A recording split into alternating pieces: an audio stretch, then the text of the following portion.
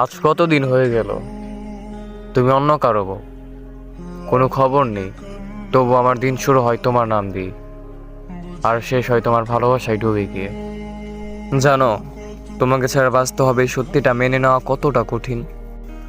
তা কেবল সেই বুঝে যার বুকের ভেতর প্রতিদিন একটি লাশ পড়ে থাকে, নিজের জীবনের ভালোবাসার স্বপ্নের লাশ।